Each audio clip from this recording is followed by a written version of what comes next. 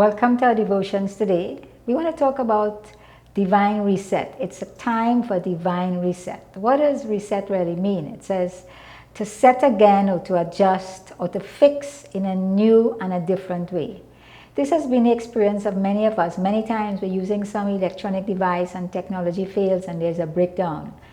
And so we're so glad there's a feature on it, a reset button. And so we quickly press that button and we get the return of what we originally were working on. So we're very happy for that feature. So we want to talk about divine reset today.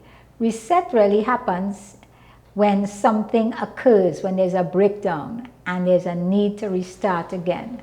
Now what we see in our lives, different things, circumstances would occur. They come our way. Many things unplanned, they just come unexpectedly and they interrupt our life in ways that we get overwhelmed.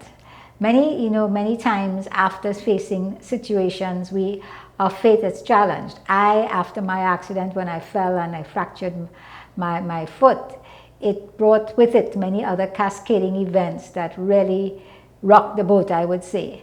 So I want to encourage us, as I encourage myself, it's time for a divine new reset.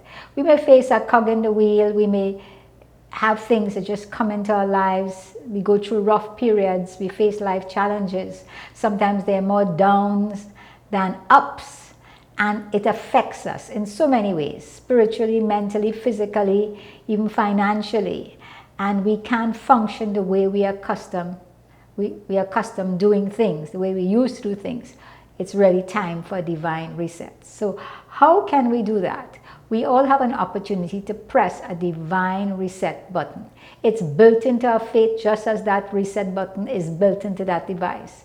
And we need to hit that button. Now many of us in our devices, even though we're not tech savvy, we just try to figure out and we tinker around with this, and sometimes we actually spoil that device.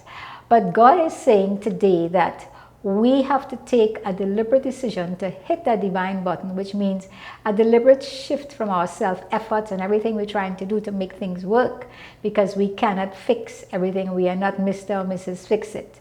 Things would work out according to God's plan. So this first would require an internal reset.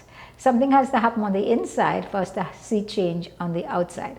So some of our settings, as we sit down and as we stop and we analyze, we'll realize that some things, the settings are off, and we need to stop and smell the roses. We have to slow down, prioritize what it is we need to do to get back into the right mode that God wants for us.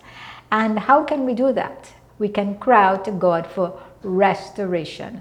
And as we do that, as we come to the end of ourselves and cry out to Him, He's going to bring a release of His grace, His divine ability to work in us, His goodness and His mercies.